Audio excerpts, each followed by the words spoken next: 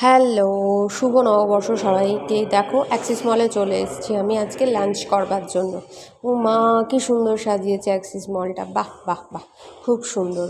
এবার ভেতরটায় গিয়ে দেখি, আহা কি সুন্দর, কি অপূর্ব সাজিয়েছে অ্যাক্সিস মলটা। তবে শুধু নববর্ষ বলে নয়, সব অনুষ্ঠানে অ্যাক্সিস মলকে ভীষণ ভালোভাবে সুন্দর করে সাজানো হয়। আমরা আরও এগিয়ে যাব সামনের দিকে এগিয়ে চলন্ত সিঁড়িতে পা রাখতেই দেখতে পাবো অ্যাক্সিস মলকে আরও কত সুন্দর করে সাজিয়েছে। প্রত্যেক মুহূর্ত, প্রত্যেক অনুষ্ঠানে অ্যাক্সিস মল কিন্তু সুন্দরভাবে সাজানো হয়। এই দেখুন কি সুন্দরভাবে অ্যাক্সিস মলকে সুন্দর করে সাজানো হয়েছে।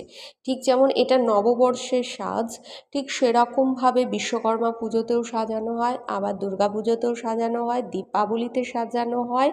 প্রত্যেকটা অনুষ্ঠানে নানান রকমভাবে অ্যাক্সিস মলকে সাজানো হয়। এবার আমি আস্তে আস্তে হেঁটে চলে গেলাম ট্রেন্ডসের দিকে। না, আজকে কোনো জামা কাপড় কিনবো না, কেনাকাটা সব হয়ে গেছে। চলে এসেছি কারিমসে। এবার কারিমসে এসে নিজের পছন্দ মতো সিট নিয়ে বসে পড়েছি। দেন অর্ডার করে নিচ্ছি একটা মাটন বিরিয়ানি, কারণ আমি কারিমসে আসি শুধুমাত্র মাটন বিরিয়ানি খাওয়ার জন্য। কারিমসের মাটন বিরিয়ানিটা আমার ফাটাফাটি লাগে, একদম অসাম লাগে। হাতটা ধুয়ে নিলাম চটপট করে, কারণ প্রচণ্ড খিদে পেয়েছে দুপুরবেলা। একদম মানে ফাঁকা পেট নিয়ে চলে গেছি, কিন্তু এবার ওয়েট করছি কখন আমার বিরিয়ানিটা গরম গরম আসবে। ওপাশে ওদের খাওয়া হয়ে গেল, ওরা হাত মুছছে, এদিকেও এরা চলে যাচ্ছে, এদের খাওয়া হয়ে গেছে। আমার বিরিয়ানিটা কখন আসবে, অপেক্ষা যে আর শেষ হয় না। আর কখন আসবে, কখন কখন কখন বিরিয়ানি, এইভাবে ওয়েট করতে করতে আই যে চলে এসছে আমার স্যালাড চলে এসছে, তারপর বিরিয়ানি চলে এসেছে। ওফ, অপূর্ব যা লাগে না। তবে আমি একবারে পুরো গোটা বিরিয়ানি খেতেই পারি না।